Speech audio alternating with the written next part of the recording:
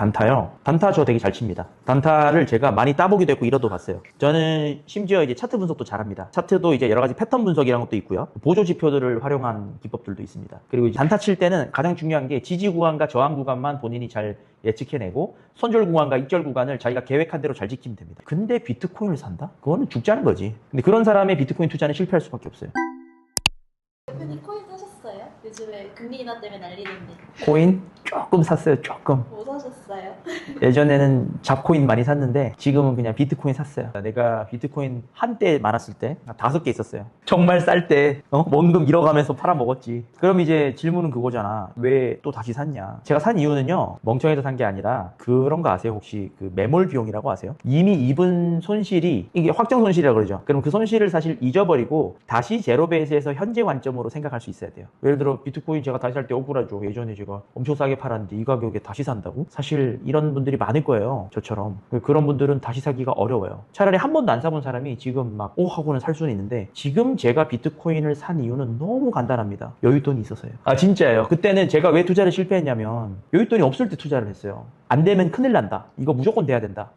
올라라 막 이럴 때. 그러니까 안 오르니까 어떻게 돼요? 조급해지죠. 근데 그게 비트코인은 떨어질 때 그냥 떨어지는 게 아니거든요. 무진장 내려박습니다. 진짜로. 이래도 되나 싶을 정도로 내려박아요. 근데 그나마 비트코인은 나아. 근데 제가 샀던 알트코인들은 마이너스 97%? 그리고 최근에 제가 업비트에 상장 폐지된 애도 하나 갖고 있었는데, 그게 이제 하여튼 뭐 그것도 좀 뭐 지금 거의 휴지인데 들고는 있습니다. 한 제가 몇 개 있더라? 한 10,000개 있을 거예요. 내가 하고 있는 게 투자 행위인지 투기 행위인지를 구분하는 게 되게 중요한데, 투자 행위를 할 때는 장기적 관점과 안정성을 보고 하겠죠. 근데 투기 행위를 할 때는 빨리 돈 벌고 싶어서 해요. 근데 저도 이제 직장 다닐 때 현금이 부족할 때는 솔직히 투자를 좀 투기적으로 했어요. 당장 써야 될 돈을 투자했다고. 왜냐면은 차트가 치솟으니까 어제 5% 올랐는데 오늘 보면 또 10% 올라 있어. 그 내일 보면 또 15% 올라 있네? 뭐지? 참을 수 있어요? 그리고 삽니다. 문제는요, 사요? 오릅니다. 그러면 팔 것 같죠? 아니에요. 내리는 것보다 팔고 나서 오르는 게 더 배 아프거든요? 그래서 못 팔아요. 그럼 또 오릅니다. 비트코인 진짜 그래요. 또 오릅니다. 그러다가 갑자기 어느 순간 잠깐, 제가 그때 그날이었을 거예요. 제가 회사 다닐 때 포상으로 홍콩을 한번 보내줬는데, 비행기 뜨기 전에 괜찮았어요. 되게 장이 한 1억 5천 정도가 있었는데, 홍콩 비행기 내렸는데 얘가 7천이 되어 있더라고요. 바로 반토막. 당시에는 박상기의 난이라고 해가지고, 사실 근데 박상기 그분 때문에 된 것도 아니고, 그때 그 비트코인은 악재들이 많아요. 거래소 해킹 이런 것도 되게 많거든요. 근데 또 웃긴 게 얘가 또 다시 올라. 엄청나게 반등을 또 많이 해. 그게 또 차트를 보면요, 이렇게 한번 심하게 내리꽂으면 반등도 커요. 그래서 이걸 가지고 이제 이용해서 스캘핑, 단타 치는 분들도 있거든요. 저는 이런 거 그때 전혀 몰랐죠. 그러니까 내리면 우울하고 오르면 또 살았나 싶다가 내리면 또 우울하고, 이러다가 제가 정신병 걸릴 것 같아서 안 했어요. 그러고 나서 제가 사업 시작한 거거든요. 근데 사업 시작하고 나서 지금은 제가 투자를 왜 하느냐, 던질 돈이 있어요. 사실 우리가 조금만 거시경제를 이해하면 그 무엇보다 폭락이 확정되어 있는 거는 지폐예요. 원화, 달러도 마찬가지고. 그거는 이제 여러분이 그 통화 발행량에 대해서 조금만 관심이 있다 그러면 프레드 M1이라고 그냥 한번 쳐봐요. 그냥 미 연준이 발행하는 본원 통화의 발행량이 나옵니다. 그걸 보면 깜짝 놀랄 거야. 경제 500년 역사보다 지금 더 많이 풀고 있거든. 그리고 물가 여러분도 느끼잖아요. 계속 오르잖아요. 또 내가 예전에 이걸 몰랐어요. 화폐를 쥐고 있으면 나는 투자를 안 한다고 생각했어. 저축 꼬박꼬박하고 금리 3% 4%짜리 예금 계좌에다 넣고 있으니까 나는 안정적으로 내 자산을 지키고 있어라고 난 생각했다고. 근데 알고 보니까 내가 원화에 투자 중이었던 거야. 그러니까 노 포지션이라는 건 존재하지 않아요. 이건 투자하고 있는 거야, 내가. 원화에. 근데 생각해봐요. 지금 냉면값 얼마 올랐죠? 예를 들어 내가 10,000원짜리 한 장이 있으면 내가 기억하기로 한 2, 3년 전까지만 해도 냉면 한 그릇을 먹고도 커피 한 잔까지 먹을 수 있었어요. 근데 최근에 내가 냉면 먹으러 왔는데 냉면이 15,000원 넘던데? 이걸 상상이나 했냐고. 그러니까 이 사용 가치가 녹아내리는데, 이게 녹아내리는 거를 내가 결정해? 통화량을 결정하는 사람들이 결정해요. 금리와 통화량을 누가 결정해요? 어떻게 파워를 알아? 맞아요. 그거에 대한 반기로 나온 게 사실은 비트코인이에요. 왜 열심히 일해서 우린 돈을 버는데, 이 돈을 내가 저축하라 해가지고 이렇게 지켜나가야 되는데, 어떻게 보면 인플레이션이란 거 하는 거는 사실 암흑의 그 도둑놈이라고 불러요. 그냥 가만히 자고 있는데 내 주머니에 돈을 빼가. 예를 들어서 10,000원으로 사과를 내가 10개를 샀는데 인플레이션이 오면 난 사과 5개를 뺏긴 거예요. 지금 물가가 2배 올랐다는 거는 내가 쓸 수 있는 소비여력을 내가 뺏긴 거예요. 누구에 의해서? 화폐를 결정하는 사람들에 의해서. 내가 근데 이걸 언제 다 공부했냐면 2017년에 이미 공부 끝났다고. 그 믿음을 가지고 들어갔는데, 그런 사람조차도 와 마이너스 막 70% 이거 못 참겠더라고요. 그래서 제가 추천드리고 싶은 말은, 오늘 이제 물어보시니까 비디님이 사라, 비트코인 사도 된다. 근데 오를 걸 기대하지 말고 그냥 이렇게 장기적 관점에서 예금보다 낫다 생각하고 그냥 갖고 있어라. 그리고 여러분 보험 들죠, 보험. 그러니까 포트폴리오 중에 비트코인 꼭 있어야 되는 게 뭐냐면 불이 나라 이렇게 우리가 기도하면서 화재보험 들지 않잖아요.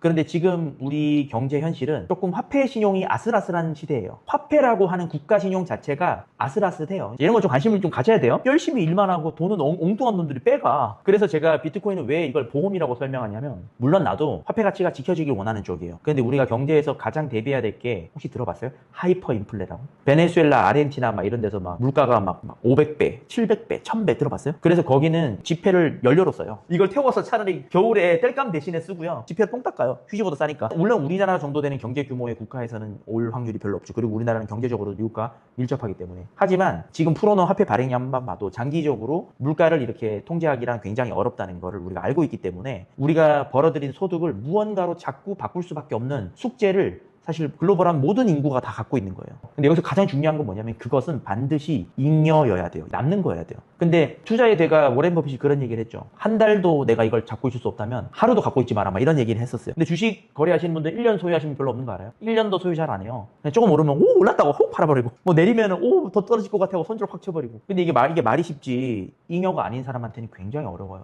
내가 당장 다음 달에 꺼내서 내가 용돈 써야 되는데 100만 원이 80대인데 참을 수 있어요? 60대기 전에 뽑아야지. 그래서 모든 투자에는 잉여 우선의 원칙이 있어요. 그리고 워렌 버핏은 가치 투자로 유명하잖아요. 그러니까 이거는 진짜 투자예요. 잡코인 사가지고 빨리 올라라 이거는 투기예요. 그런데 절대 떨어지지 않는 구조를 갖춘 애들이 있어요. 비트코인, 뭐 최근에 뭐 이더리움까지. 웬만해서는 떨어져도 다시 오를 겁니다. 그런 투자는 뭐예요? 조금 던져놨다가 떨어져? 더 사자. 떨어져? 잉여가 좀 더 있었나? 좀 더 있네? 좀 더 사자. 이러다 보면은 결국에 뭐가 나를 승리시키냐면 인플레가 나를 이기게 만들어요. 화폐 가치가 폭락하니까 얘는 그냥 가만히 있는 거야. 가치를 유지하고. 부동산이 왜 그렇게 많이 올라요? 원리가 해칭이에요, 사실은. 부동산이 뭐예요? 제가 옛날에 그런 얘기했는데 하늘로부터 온 게 가장 비싸요. 인간이 못 만들어내잖아요. 땅은 인간이 못 만들어내요. 부동산도 보면 대지 지분이 많은 부동산들이 많이 오르거든요. 왜냐면 대지 지분이 뭐예요? 땅에 대한 소유권을 갖고 있다는 거야. 그리고 이제 땅 같은 경우에도 이렇게 분할로 있으면 별로 안 올라요. 큰 땅, 대필지, 나대지라던가 아니면은 이미 그 재개발 합의가 끝난 것들 있죠. 도대체 저런 썩은 아파트가 왜 30억이야 막 이러잖아. 근데 그 안으로 들어가면 그런 거 있다고. 아 이게 개발 가능성이 되게 큰 거야. 서울에 그런 큰 필지가 없잖아. 그래서 결국에 가치라고 하는 건 어디서 오느냐? 두 가지에서 와요. 하나는 개발 가능성, 그리고 하나는 희소성. 비트코인이 그래요.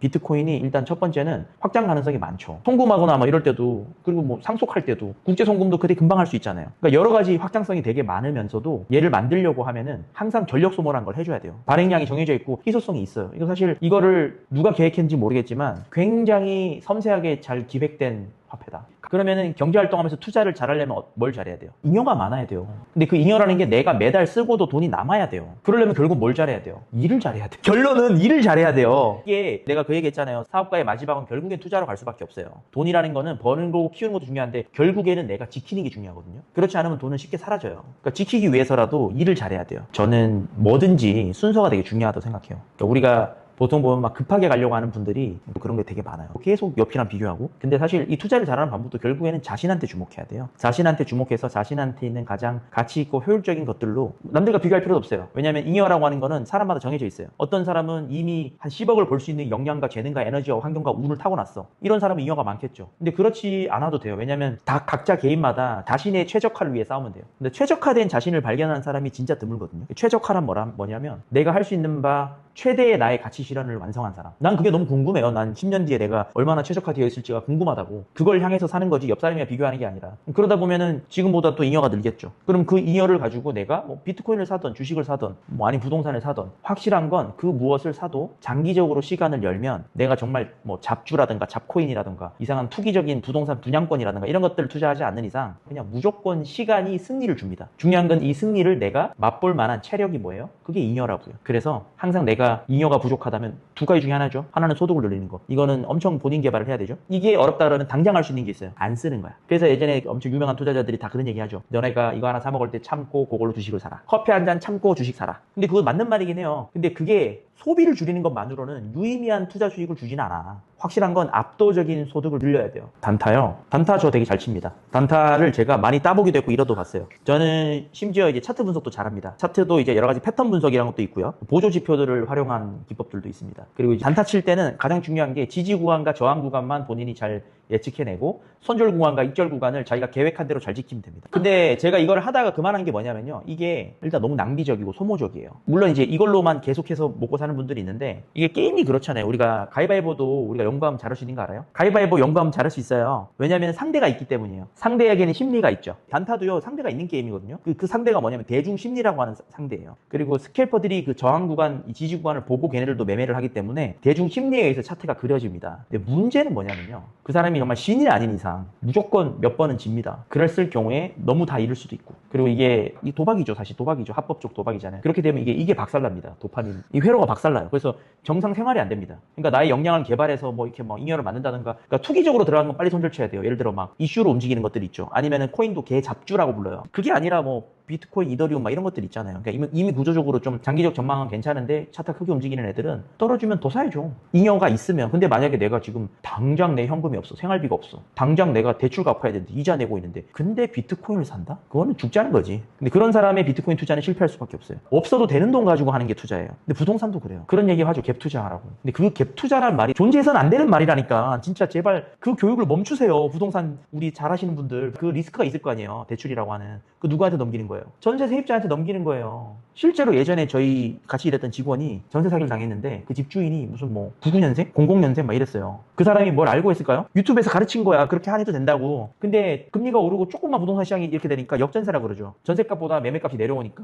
걔 입장에서는 전세금을 내줄 수가 있어요? 없어요? 근데 이걸 강의를 해요. 사람들한테. 갭 투자라고. 여러분 갭 투자란 말은 없어요. 갭 투기 행위이고 타인에게 위험을 전가하는 행위라고요. 우리는 벼락 부자들이 많아요, 이 시대가. 그래서 벼락 부자한테 무언가 비결이 있을 거라 생각을 해요. 그러면 제가 그 얘기만 딱 해요. 그 벼락 부자가 과연 코로나 때 연준이 꺾지 않고 위로 쏘는 걸 예상했을까? 지금 무언가가 오른다는 거는 사실 통화량이에요, 전부 다. 주식도 그냥 호재를 씹어 먹어요. 그냥 통화량이 오르면 전체적으로 다 올라요. 근데 그런 거시적인 구조를 지가 만든 건 아니잖아요. 그리고 예측도 거의 불가능했어. 왜냐면 이미 서브프라임이 한번 왔어요. 서브프라임 때 이미 화폐 발행량을 너무 많이 꺾어놔서 예를 들어 그동안에 뭐 동남아시아 경제 위기, 뭐 IMF라던가 막 이런 것들이 왔을 때는 화폐가 발행되면 긴축 기간을 길게 줬어요. 그래야지 또 물가도 안정화되고 이게 또 화폐 가치도 지켜주고 하니까. 그러면은 그때 서브프라임 사태가 왔을 때 대부분의 나처럼 경제를 좀 아는 사람들은 큰 그림을 보니까 긴축으로 가는 게 자연스러운 수순이었는데 갑자기 뭐가 왔어요? 예상치 못한 코로나가 왔잖아요. 그리고 하이빔 쌌잖아요. 그때 사실은 아무것도 모르고 불나방처럼 뛰어든 사람들이 10억 아파트가 30억 되고 막 그렇게 된 거 아니에요? 근데 그분들이 갑자기 막 투자에 규제가 돼가지고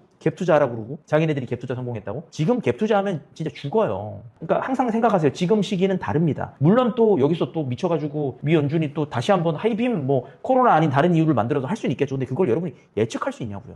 이걸 예측했다고 누가 이야기하면 그걸 믿을 건가요? 그래서 저는 감히 이야기하건대 정말로 장기 투자, 가치 투자, 본질 투자로 그 시간을 버텨내고 투자가 뭔지를 알고 떠드는 워렌 버핏 같은 사람이 아니라면 웬만해서는 그런 단기적인 시세 차익을 몇 번 좀 보고 자기가 건물 하나 갖고 있다고 해서 강의파는 사람들은 웬만해선 걸러라. 진짜 큰일 납니다. 난 요즘 그런 걸 봐. 유튜브를 보다 보면 부동산으로 돈 번 분들이 자유주의를 되게 주장해. 자유주의. 왜냐면은 막 자꾸 막 이런 요즘에 막 또 부동산 막 규제 정책 막 나오니까. 자유주의가 뭡니까 여러분? 자유주의가. 사실 진짜 건강한 자본주의 능력주의야. 열심히 일을 해서 사회에 많은 부가가치를 창출했어. 그 사람이 많이 소비하는 게 뭐가 나빠요? 많이 생산해냈잖아. 그래서 실제로 우리가 이런 사람들의 재능이 혼합되고 협업되면서 경제가 부흥한 거잖아. 이거는 투기꾼들이 만들어낸 게 아니에요. 이런 제품들 우리가 누리는 모든 것들이 사실은 누가 만들었냐면 전부 사업가들이 만든 거야. 내가 사업을 배우고 사업을 하라는 이유가 이거예요. 이거는 존경받아 마땅한 부자라고. 사업으로 부자 된다는 건. 근데 어느 순간부터 막 그런 뭔가 투기적인 사람들이 자유주의를 외쳐요. 돈에는요 3가지 종류가 있어요. 하나는 내가 도와서 얻는 돈. 그래서 항상 돈도 벌면서 감사라고 하는 인사도 같이 얻는 거. 하나는 내가 뺏어서 얻는 거. 내가 이걸 뺏어와. 그 갭 투자해서 번 사람, 비트코인도 뭐 이렇게 스캘핑 단타 쳐서 번 사람, 이런 사람 있습니다. 이거는 뺏고 뺏기는 제로섬 게임이에요. 그러다 보니까 문제는 뭐예요? 얘가 너무 비대해지니까 온 나라가 서로를 못 믿어. 서로 혐오야. 사실 나는 불행의 원인이 여기 있다고 봐요. 근데 내가 내 가진 재능으로 옆 사람과 협업해서 좋은 거 만들어내서 돈 벌고 부자 되고 또 장기적 관점에서 같이 투자하고 이게 뭐가 나쁩니까? 이런 부자는 존경받아 마땅하지 않아요? 근데 그런 부자가 되려고 노력을 했으면 좋겠다. 근데 자기가 뺏었다는 사실도 모르거나 혹은 부정하면서 자유주의를 이야기한다. 난 이건 좀 모순되지 않나 싶어요. 공산주의보다 나쁩니다. 세 번째가 내가 어떤 소득이 있냐면 이게 공산주의적 소득이에요. 배분 소득이죠. 지금 오히려 저는 이 세 번째가 더 낫다고 저는 생각해요. 그럼 너 공산당이냐? 막 이럴 거지 나한테. 전 정치 성향 없거든요? 정치 성향 없는데 왜 이 배분 소득이 더 나을 수 있냐면은 적어도 대중들에게 뿌려진 돈들은 소비됩니다. 소비는 누군가에게 이제 사업에 대한 자본 소득으로 들어가고요. 근데 그게 아니라 그냥 무차별적으로 뿌려지는 돈들은 다 자산시장으로 들어갑니다. 그래서 내가 그 얘기했죠. 부의 양극화가 인플레이션을 막고 있다. 1조 부자가 2조 부자 되면 물가 안 올라요. 100조 부자가 1000조 부자 된다고 해서 물가 안 오릅니다. 근데 그 1000조가 시장이 풀리면 물가 다 오릅니다. 그러니까 절대 그렇게 풀리는 돈들이 공평하게 풀려서는 안 돼요. 다 죽습니다. 그래서 당연히 양극화라고 하는 거는 현재의 경제 현실에서는 양극화는 피할 수 없고 모두가 살기 위해서라도 부자가 더 부자 되는 게 맞다니까요. 100억 부자가 200억 된 거를 우리가 막 시샘하고 질투할 수 있어도 미워는 하지 말자고. 구조적으로 그렇게 될 수밖에 없는 환경이니까. 그럼 우리는 어떻게 살아야 되는가를 연구해야 되잖아. 어쨌든 첫 번째는 자신의 가치를 발견하고 잉여를 만들어라. 그리고 그 잉여를 장기적 관점에서 본질 투자를 통해서 어쨌든 갖고 있는 투자를 해라. 결국에 돈이라고 하는 거는 복리가 해결해 주거든요. 그래서 일찍 자기 재능을 발견한 사람이 일찍 부자가 돼요. 재능도 복리로 볼 수 있습니다. 재능도. 그래서 일할 때도 재능을 복리로 증가시키는 방법을 생각하면서 일을 해야 돼. 근데 이제 너무 이제 이런 종류의 고민이 없이 일을 하면 재능의 복리가 안 붙으면 30대, 40대 돼서도 똑같이 반복 업무를 하고 있어.